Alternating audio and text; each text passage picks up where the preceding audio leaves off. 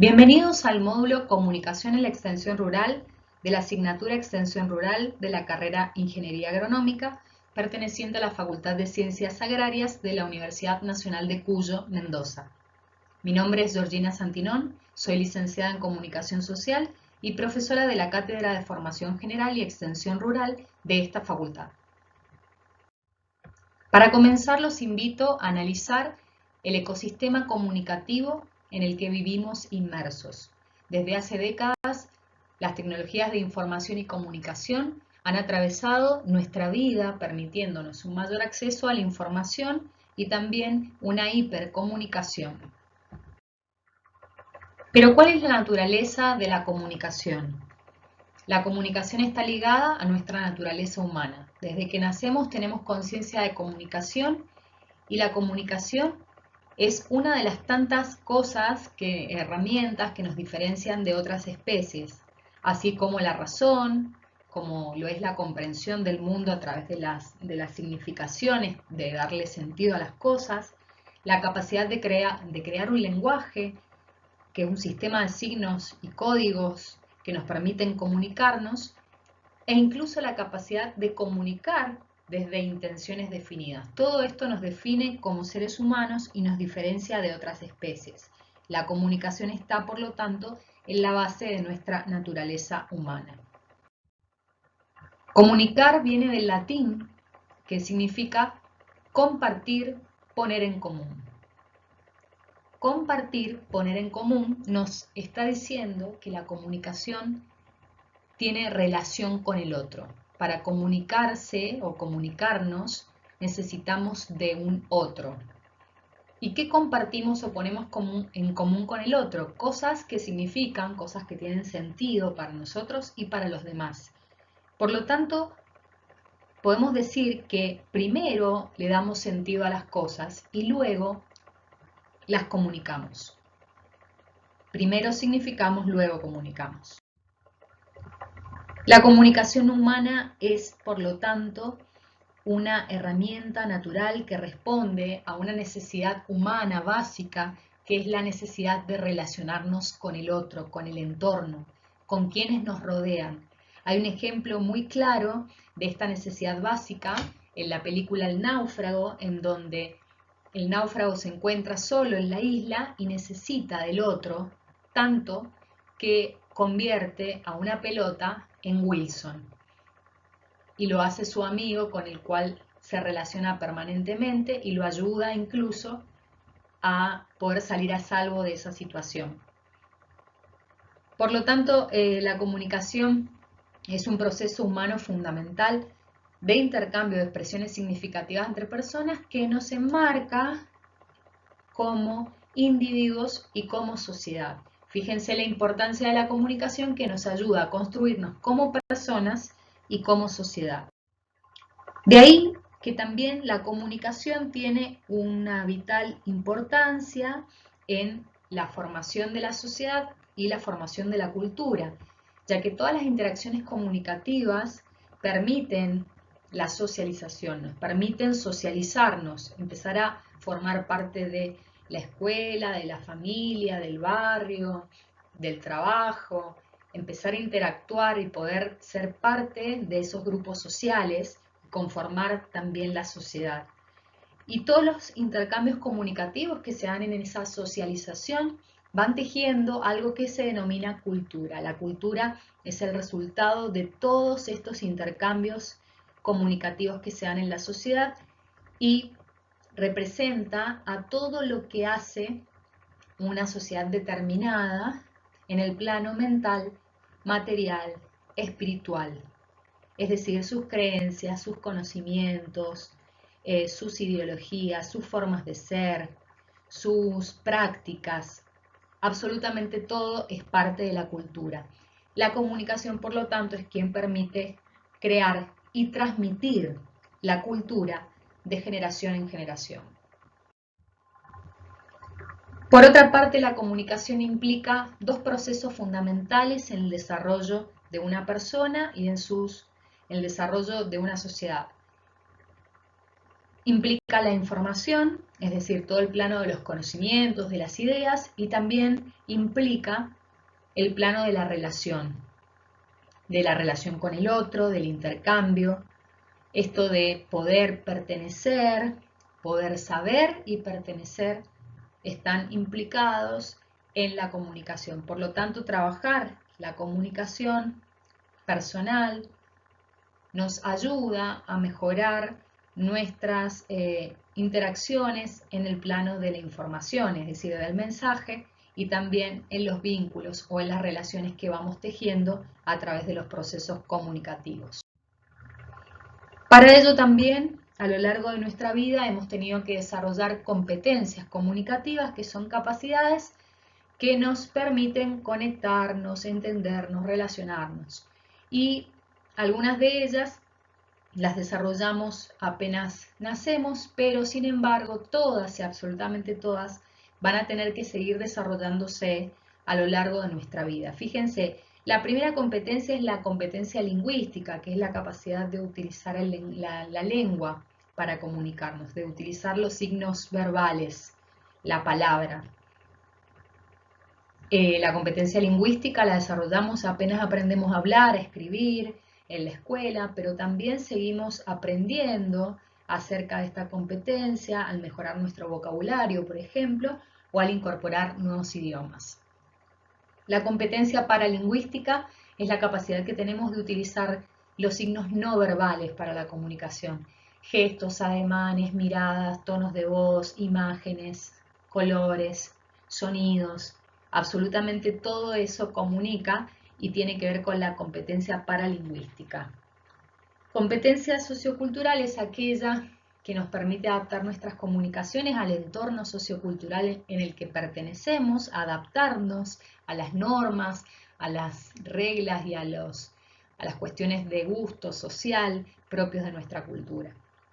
La competencia pragmática es aquella que nos permite comunicar desde una intención, es decir, comunicar utilizando los recursos necesarios que tenemos para la comunicación con el objeto de informar, convencer, persuadir. Por lo tanto, utilizamos permanentemente esta competencia en nuestras interacciones cotidianas porque siempre todo lo que decimos o hacemos que tiene que ver con la comunicación tiene un objetivo detrás, una intención. Convencer a una persona de algo, hablar por teléfono para que alguien nos haga un favor, dar un examen, tratar de ingresar a un trabajo o simplemente tratar de contarle al otro, informarle al otro algo sobre lo que estoy estudiando, etc.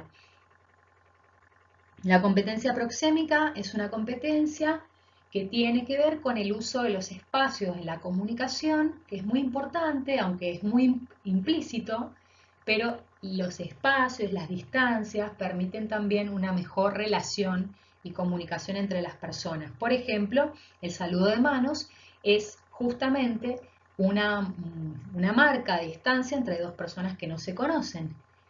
Al igual que hablarle muy cerca a una persona que no conozco puede llegar a incomodarla, o darle un abrazo a una persona que sí conozco es un gesto de amistad o familiaridad.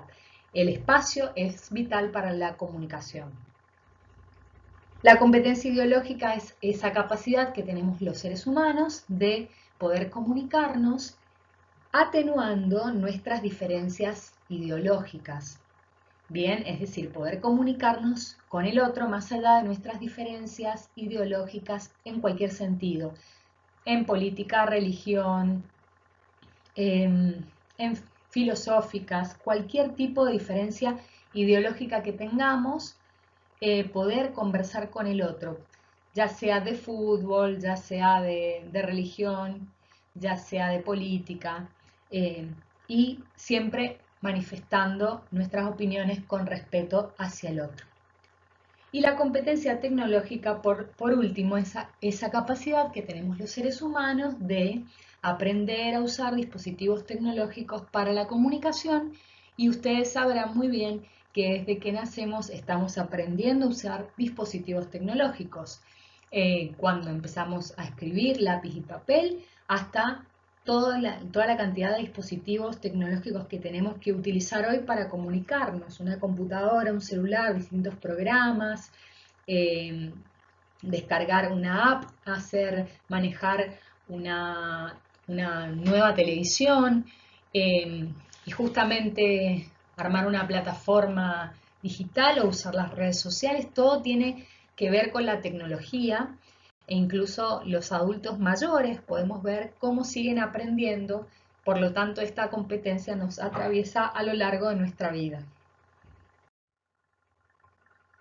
Es imposible no comunicar. ¿Por qué? Porque hasta el intento de no comunicación comunica. De ahí que hay distintos tipos de comunicación que se analizan, se estudian, como lo son la comunicación verbal, la comunicación no verbal, la comunicación sincrética, que es la mezcla de las otras dos, la comunicación interpersonal, cara a cara, la comunicación grupal a través de grupos en reuniones, y hoy podemos verlo también en las videoconferencias grupales, por ejemplo.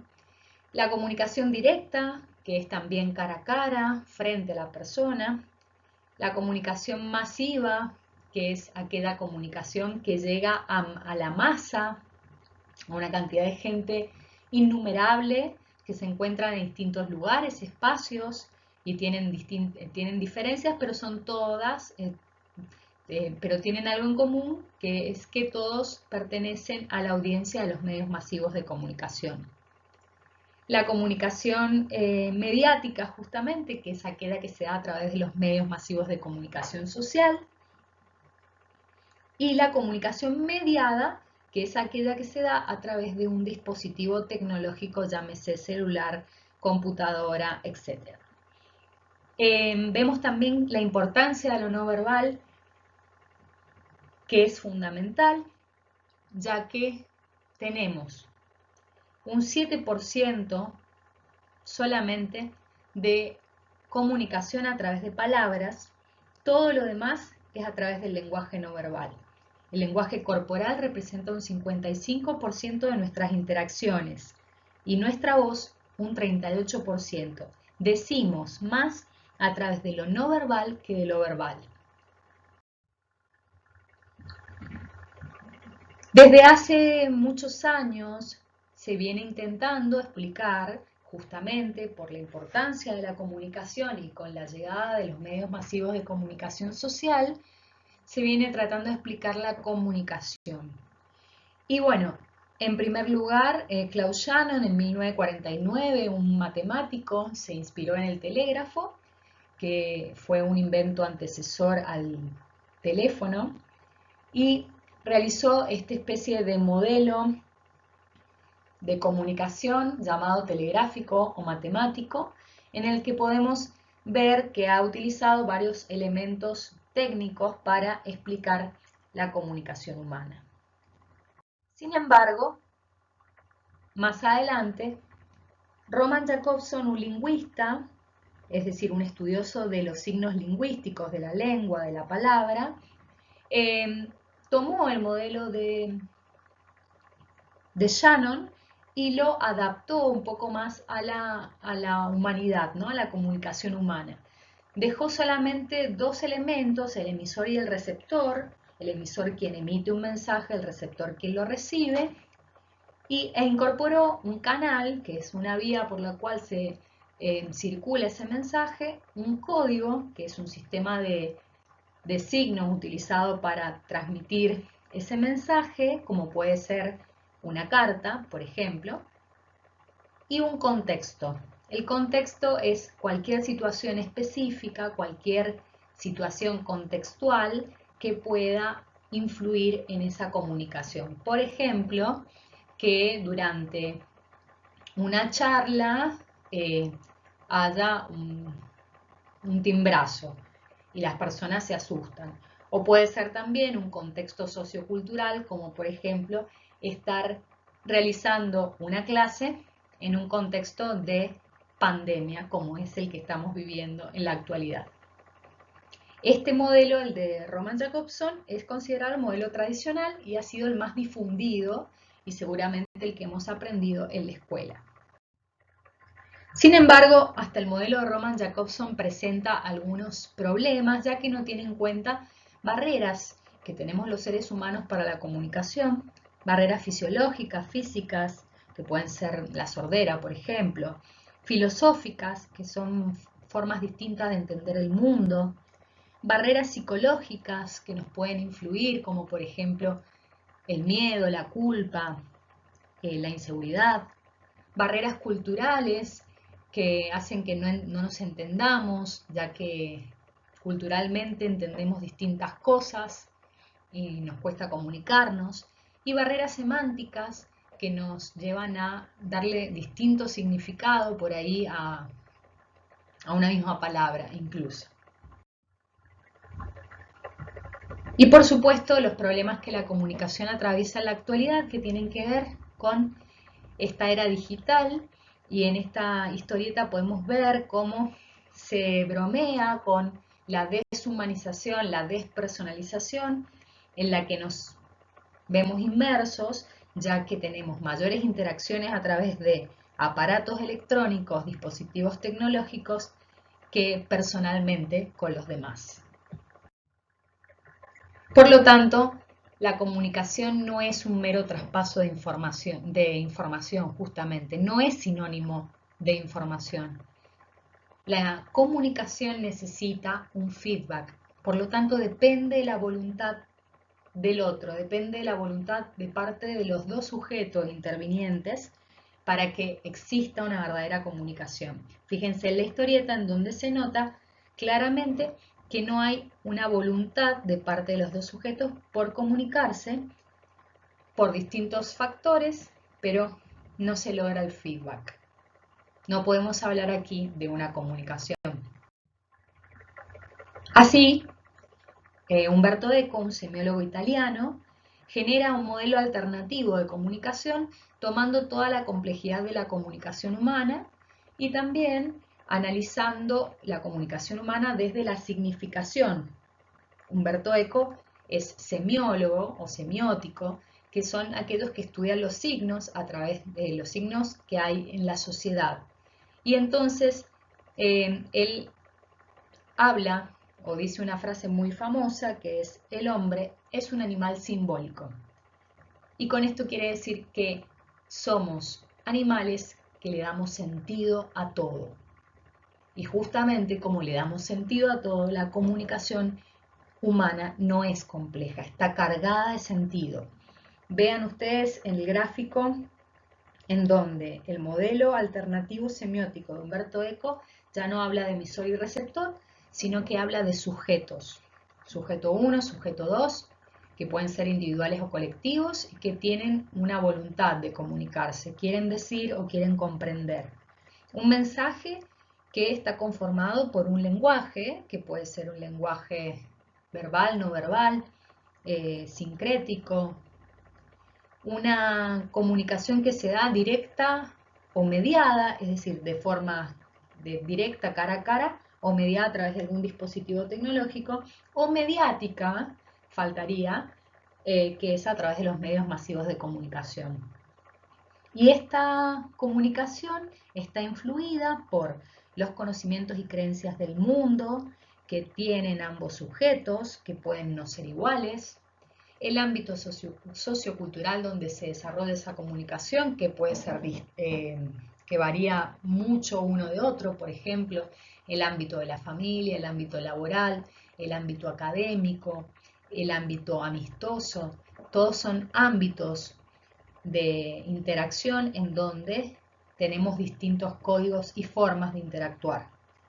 La situación específica, por supuesto, también influye en la comunicación, lo que sucede en ese momento, en ese instante, que puede modificar o alterar el mensaje o puede predisponer de una manera u otra a los sujetos. Y por último, los modelos de contexto, que son aquellas mochilas que cada persona trae a la hora de comunicarse con sus preconceptos, experiencias, historias de vida, y que lo predisponen de una u otra manera también en la comunicación. Un ejemplo claro de modelo de contexto podría ser un estudiante saludando a un docente. El estudiante le dice, ¿cómo le va? Y el docente le dice, tuteame, por favor. Evidentemente el estudiante trae un modelo de contexto en donde a las personas con autoridad o adultas hay que tratarlos de manera formal, y el docente, en cambio, quiere, por su experiencia de vida, por lo que sea, ya ser un poco más informal en sus relaciones y prefiere que lo tuteen. Este ejemplo muestra un poco todos estos elementos que estábamos viendo recién. Ana y Juan son amigos, el ámbito es amistad. Juan quiere hacerle unas preguntas a Ana sobre inversiones. Juan, sujeto 1, conversa con Ana, sujeto 2, a través del chat, comunicación mediada. Hablan sobre economía. Ana es profesional en el tema, Juan solo quiere aclarar algunas dudas, diferencias de conocimientos y creencias. Ana está conectada en su trabajo y no puede conversar mucho. Juan se encuentra en casa de vacaciones y tiene mucho tiempo libre. Situación específica distinta. Además, Ana se molesta cuando le interrumpen mientras trabaja. Juan, en cambio, gusta de chatear mientras trabaja. Modelos de contexto distintos. Ana finalmente le pide a Juan hablar luego porque está ocupada. Juan comprende y se despide de Ana. Esto nos lleva a pensar en que una comunicación efectiva necesita del feedback, famoso feedback.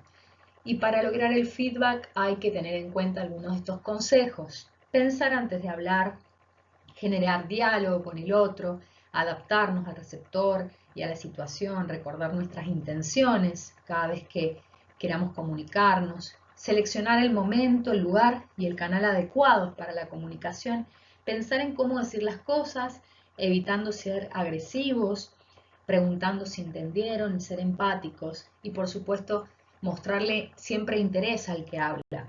Todo esto ayuda a una comunicación efectiva.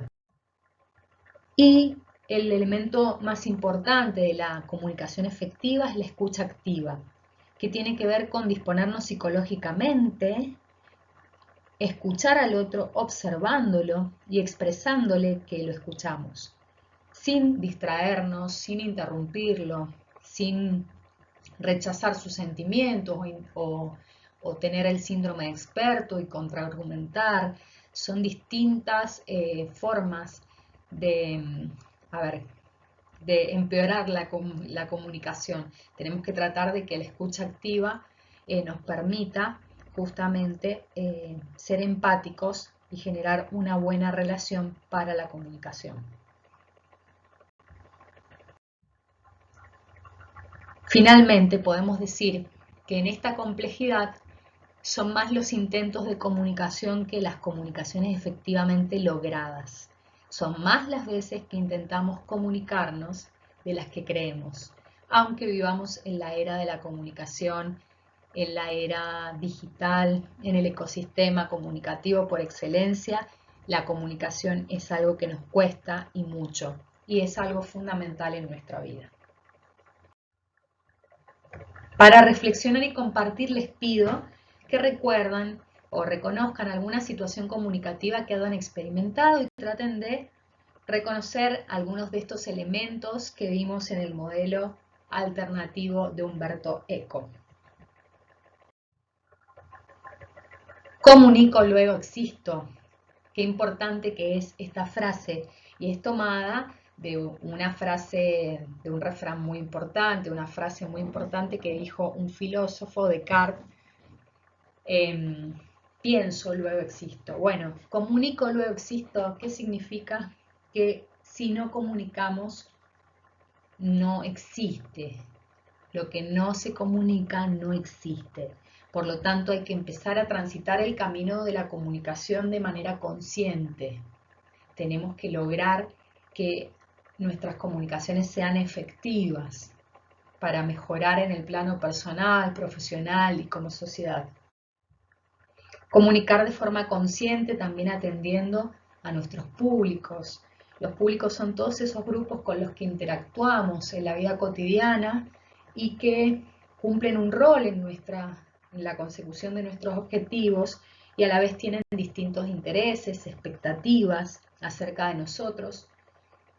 Por lo tanto, tenemos que interactuar con ellos y tener buenas relaciones con ellos y por lo tanto comunicarnos bien con ellos. También debemos comunicar de manera consciente, atendiendo a nuestras intenciones, pensando qué es lo que queremos de esta interacción. Quiero informarle, quiero persuadir, quiero convencer, divulgar o simplemente emocionar al otro, conectar con el otro. También comunicar de forma consciente, utilizando nuestras competencias comunicativas, esas que vimos que seguimos desarrollando y que muchas veces algunas están más flojitas, otras no, y utilizando las herramientas adecuadas para cada comunicación. Pueden ser comunicaciones interpersonales, pueden ser comunicaciones que requieran el uso de alguna herramienta o hasta de un medio masivo de comunicación. En el caso de los extensionistas, y ya entrando más en relación con la comunicación en la extensión, los extensionistas, estos profesionales que interactúan con diversos actores, pero especialmente en la ruralidad, con los productores, tienen un mapa de públicos que puede ser parecido a este, ¿no? Se relacionan con productores y familias rurales, pero a la vez con colegas, equipos de trabajo, técnicos, instituciones públicas, con el ámbito académico, como por ejemplo en este caso ustedes todavía como estudiantes, con empresas privadas y empresarios rurales y también proveedores de insumos y tecnologías y también con organismos de investigación. Fíjense la cantidad de públicos con los que se relaciona un extensionista y con cada uno de estos públicos tendrá que generar comunicaciones conscientes de acuerdo a los intereses que hayan por medio, a la relación, a las expectativas y a las características de ese público, por supuesto. Así podemos entender que la comunicación para la extensión rural tiene que ver con la forma de trabajo de los extensionistas en su desempeño profesional. Es la relación entre técnicos y productores la que se produce en un contexto totalmente social, en un contexto de relación, es decir, el técnico trabaja relacionándose y por lo tanto necesita comunicarse con sus públicos, en este caso con el productor. El trabajo del técnico siempre tiene lugar en una situación de comunicación con un público específico, el productor.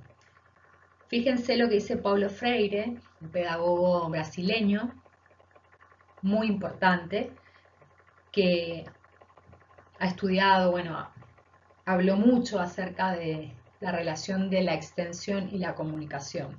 La relación del agrónomo con los campesinos debe realizarse en una situación dialógica y comunicativa. Si pensamos también en algunos perfiles que están circulando acerca del perfil del holístico, del extensionista, los extensionistas en su perfil holístico, es decir, su perfil complejo o que tiene como, que atiende a la complejidad, no solo a la complejidad de la relación de muchos factores. Los extensionistas serían profesionales que deberían comprender la realidad de su entorno y convertirse en agentes de cambio, comunicar conocimientos e ideas a través del diálogo, generar empatía y confianza con el productor, influir positivamente en el cambio de actitud del productor, fomentar el desarrollo y el crecimiento personal y respetar a los miembros de la comunidad, etcétera. Digo, hay un montón de características de este perfil holístico del extensionista actual que tienen relación con la comunicación en su sentido más humano, ¿no? Por lo tanto, la comunicación en el trabajo de la extensión tiene relación directa con el diálogo, con la reciprocidad, con la alternancia, con sujetos que emiten y reciben mensajes, que se alternan, que dialogan. La comunicación implica una reciprocidad que no puede romperse, dice Paulo Freire. Incluso Paulo Freire, en varios de sus frases más famosas, incluso en un libro que se llama Extensión o Comunicación, problematiza justamente acerca de la relación en extensión y comunicación y termina casi diciendo que podríamos hablar más de comunicación que de extensión, es decir que los extensionistas serían comunicadores en el medio rural. Para Paulo Freire, la palabra extensión, implica más donación, entrega, una invasión cultural, algo que se extiende, que va de un lugar a otro y que sería más como una transmisión de información. En cambio, la palabra comunicación implica justamente ese diálogo, ese intercambio de saberes, esa articulación cultural que es necesario en el trabajo del extensionista. Y al igual que Paulo Freire, en muchas teorías trataron de comprender a la extensión rural desde la mirada de la comunicación. Al comienzo, la profesión tenía más características de transmisión de información, es decir, que el extensionista era un emisor protagonista frente a un productor que era un receptor pasivo, y la relación comunicacional era totalmente vertical y unidireccional, es decir, en un solo sentido del emisor al receptor, como una especie de monólogo. Luego, ese enfoque fue evolucionando y empezó a realizarse una extensión en donde la comunicación se hizo un poco más interactiva, favoreciendo el feedback con características de efecto resultados, lo que significa que el emisor protagonista, es decir, el técnico, envía un mensaje a un receptor subordinado, el productor, pero aparece una respuesta o feedback del productor. Y bueno, aquí hay una respuesta o feedback, pero más que nada es la comunicación es utilizada como herramienta de persuasión. El productor está respondiendo en función de lo que quiere el emisor, el técnico. Por último, el avance y la mirada social de la extensión, junto con este análisis de Paulo Freire, que también ha sido muy influyente en este cambio de mirada de la extensión y de su rol, nos acerca a una comunicación en la extensión más relacionada con procesos intersubjetivos, es decir, procesos entre sujetos, un proceso de intercambio ya, de diálogo, una relación de compartir conocimientos, reconocer al otro, sin querer imponer mi cultura como técnico en el productor. Es decir, una relación entre emisor-receptor en donde cada sujeto se convierte en un emirec, como dice el gráfico.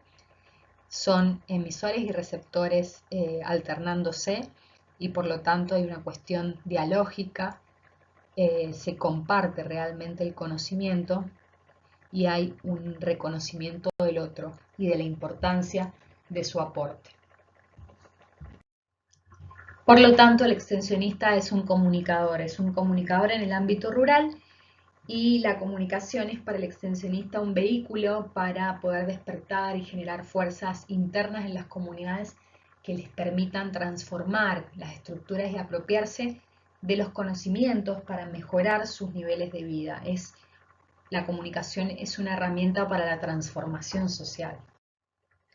Los elementos que se dan en esta comunicación rural, bueno, es un comunicador que es el extensionista en este caso, un mensaje, que son todas las ideas, conocimientos, prácticas que que lleva a la ruralidad. El canal puede ser cualquier medio que utilice, verbal, no verbal. Y el destinatario, por supuesto, es el productor, quien recibe, descifra e interpreta el mensaje. La idea es que estos roles de comunicador y destinatario vayan variando para un real intercambio en la comunicación. Vemos este ejemplo en donde se generan realmente en la ruralidad espacios de intercambio. Es lo que justamente se trata de generar a través de la comunicación rural. Hay algunos determinantes para esta comunicación rural. El contexto es muy importante porque no es solo un espacio físico a tener en cuenta, sino un momento sociocultural. Hay que tener siempre en cuenta el momento sociocultural en el que vamos a interactuar en la ruralidad. Tal vez una reunión técnica en tiempos de recesión económica no sería conveniente. Y bueno, justamente el contexto es muy importante. Como extensionistas nos trasladamos a un contexto distinto, que es la ruralidad, y debemos adaptarnos también o tener un poco de atino en ese sentido. El grado de conocimiento sobre el mensaje también es importante, hay que tener en cuenta cuánto se sabe acerca de un tema, qué grado de conocimiento tiene el otro, o qué otros saberes puede tener respecto a ese tema, y saber también cómo comunicar esos saberes que queremos llevar a la ruralidad. La importancia que se le asigne al contenido, para el grado de motivación puede variar entre emisor y receptor. Podemos encontrarnos con productores que no están interesados en tratar determinado tema porque no les motiva, no les interesa. También cuestiones de capacidad de codificación y decodificación de los mensajes. Hay que tener en cuenta el lenguaje que utilizo para comunicar el mensaje y que sea un lenguaje accesible para quienes lo reciben, es decir, accesible para los productores. Hay personas incluso que saben mucho sobre un tema, pero les cuesta darse a entender, justamente porque no están teniendo en cuenta el lenguaje, la forma de llegar mejor a quien va a recibir ese mensaje. Los medios de comunicación que utilicemos tienen mucha importancia, ya que ponen en juego los sentidos que finalmente van a estar interpelados en esa comunicación. Entonces es importante pensar que hay personas que no solamente tienen gusto por comunicarse a través de lo verbal, es decir, necesitan tal vez imágenes o algo gráfico, demostraciones para poder entender o comprender algo. Por lo tanto, es importante que pensemos qué herramientas, qué medios podemos utilizar y que interpelen a varios sentidos. No solo hacer reuniones orales en donde la gente se aburre, se duerme, sino que tratar de generar algo un poco más entretenido o por lo menos más sensorial. También es importante tener en cuenta la autoestima y la valoración del otro. ¿Qué significa esto? Pensemos que pueden haber sentimientos de inferioridad, de inseguridad, incluso en nosotros mismos, y todo esto nos lleva a que la comunicación sea más o menos fluida y con más o menos distorsiones. Es decir, que tenemos que trabajar la empatía también, un poco para la comunicación en la ruralidad. Para resumir, ahí tenemos cuestiones a tener en cuenta en nuestro rol de emisor-receptor o receptor-emisor, bien, y con respecto al mensaje. Por ejemplo, teniendo en cuenta los conocimientos previos, deberíamos trabajar más en el contexto del contenido, la calidad, la pertinencia, teniendo en cuenta los medios que se usan, deberíamos usar determinados medios o provocar distintas reacciones a través del mensaje.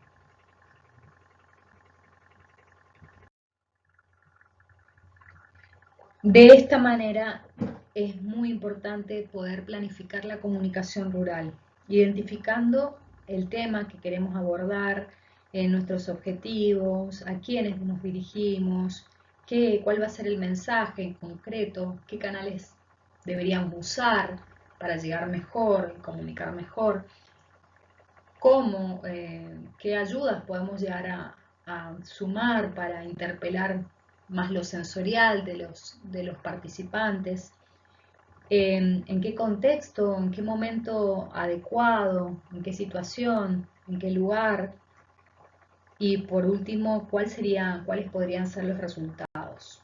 Tener una planificación nos va a ayudar mucho más a que nuestras interacciones comunicativas en el trabajo de extensión sean más eficaces y participativas. La comunicación rural es en base participativa, es participativa porque busca generar interacciones, construcciones desde el intercambio de experiencias y conocimientos sobre una misma realidad que tienen diversos sujetos, pero que son complementarios. Es decir, hay una comunicación participativa entre una asistencia técnica y una participación campesina, y se da un diálogo respetuoso, reflexivo, que facilita procesos de crecimiento y desarrollo en el plano personal y grupal. Es decir, es necesario el intercambio y la participación en la ruralidad para que podamos realizar un buen trabajo comunitario. La comunicación participativa va a ser posible si se logra que ambos sujetos de esta interacción se escuchen, se respeten, sean auténticos, sean concretos y específicos en sus comunicaciones y se atrevan a mostrarse, a equivocarse, a trabajar con el otro, a ser transparente en cierto sentido para poder generar mayor confianza. Hay distintas condiciones que nos ayudarían a generar una comunicación rural participativa en la extensión. Son 5 y vamos a explayarnos en cada una. En primer lugar, utilizar un discurso integrador es algo muy importante, colocarse en el lugar del otro, buscar la complementariedad de los conocimientos, emplear imaginativamente diversos lenguajes, acudir a los medios de comunicación comunitarios. Vamos con la primera. Utilizar un discurso integrador tiene que ver con utilizar expresiones que sean fáciles de comprender por el productor campesino para lograr motivarlo. Es decir, si utilizamos un discurso muy técnico, es posible que se aburran y terminen rechazando nuestra propuesta tecnológica. Para utilizar un discurso integrador deberíamos ser breves, referirnos incluso a experiencias de los productores, propias de los productores, y ponerlas en valor, ilustrar con las técnicas, con imágenes, expresiones de la propia realidad campesina, hacer referencia a situaciones, ejemplos cotidianos de la vida de los campesinos y abrir explícitamente un espacio para formular preguntas y para generar un intercambio y debate acerca de cuestiones que estemos desarrollando. Colocarse en el lugar del otro es tan simple como trabajar la empatía, algo muy difícil en realidad. Para interactuar en el ámbito rural y poder comunicarnos, poder generar una comunicación rural participativa, es necesario crear un clima apropiado para escucharse con respeto y conversar sobre los temas que interesan a todos, ¿no? Por eso el técnico tiene que colocarse en el lugar del productor y comprenderlo en su situación. Así solamente va a lograr el respeto, el aporte y la valoración de ese productor. Es importante también complementar los conocimientos. Es fundamental que tanto el técnico como el productor entiendan la necesidad de complementar sus conocimientos sobre la realidad que los une. Es decir, no desconocer la experiencia acumulada por el otro. Es preciso que intercambien los conocimientos y experiencias de una forma abierta y respetuosa. Y para eso el técnico tiene que propiciar ese clima de respeto, de confianza y de interés acerca de los conocimientos propios del productor. Emplear diversos lenguajes, por supuesto, apelando a lo sensorial, combinar diversos lenguajes oral, escrito, gráfico, por ejemplo, utilizando folletos, afiches, carteles, presentaciones, incluso acudiendo a la radio, que es un medio local muy utilizado en la ruralidad, y convocar a todos a través de esos medios, que son los medios elegidos por las comunidades rurales. Pero también hay otras formas de comunicación que son importantes tener en cuenta, como los diarios, los cartelones, afiches, pasacalles y por supuesto, como decíamos recién, el uso de las radios locales y comunitarias, que son los medios de comunicación masivos más presentes en la vida de la ruralidad. No tenemos que apelar a herramientas de comunicación que son ajenas al mundo de lo rural. Tenemos para eso que ser muy empáticos, ponernos en el lugar del otro, saber qué, conocer realmente a los productores y entender cuáles son sus formas de comunicación, de información, de difusión. Abrirnos a la utilización de medios de comunicación que ya existan en la comunidad y difundir a través de ellos nuestras propuestas será lo más conveniente. Y cuando utilicemos esos medios de comunicación, deberíamos tener en cuenta el envío de la información, de hacerlo de una manera clara, concisa, atractiva, dejando bien en claro las 5 W, las 5 preguntas básicas que tiene que tener una información: el qué, el quién, cuándo, dónde, por qué o para qué, y una sexta pregunta para ampliar la información, que es el cómo, y nuestros datos de contacto. Pero es muy importante que tengamos en cuenta que para difundir a través de los medios de comunicación se necesita tener mucha claridad en estas respuestas y en estas preguntas. Así que la información tiene que ser completa. También es necesario que utilicemos otros recursos de comunicación que son muy efectivos en la ruralidad, que facilitan la comunicación y el intercambio. Son un complemento, como por ejemplo el papelógrafo, el pizarrón, el proyector, un equipo de video, diapositivas, la computadora, todo aquello que permita al técnico ilustrar mejor su idea o hacer de una forma más eficiente la transmisión de su mensaje. Y por último, cada vez que diseñemos una estrategia de comunicación, tenemos que tener en cuenta nuestros objetivos, métodos, técnicas y enfoques que vamos a utilizar. Diseñar una estrategia de comunicación en la ruralidad tiene que ver con tener una planificación de la comunicación, pero atenta a los objetivos. Los objetivos son la base de esa estrategia. Y el diseño de esta estrategia de comunicación tiene que tratar de resolver los problemas de la comunidad utilizando métodos, técnicas y medios de comunicación. Debe hacerse con la gente, no solo para la gente.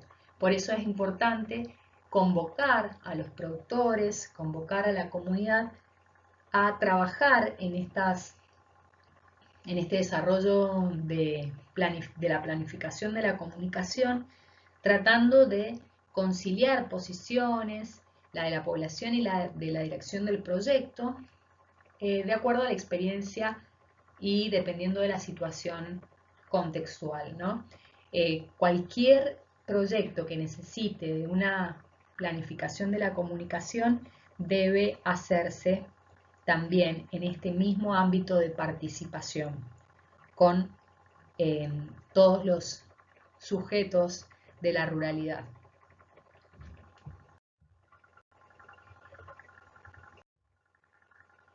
Finalmente, podemos decir que la comunicación en la extensión rural debe estar dirigida a influir en la comunidad para que ésta desarrolle sus potencialidades y sea ella la protagonista real del cambio que mejore su entorno. No es otro el objetivo de la comunicación rural participativa y en el trabajo de la extensión. Es lograr que una comunidad pueda desarrollar su potencialidad y ser protagonista de su cambio. Y para ello es necesario, como decíamos, volver a transitar el camino de la comunicación humana, de la cordialidad, del acercar al otro, hacerlo sentir protagonista, del poner en común y el compartir. Espero que les haya gustado reflexionar acerca de la importancia de la comunicación en la extensión rural y los espero en las actividades. Muchas gracias.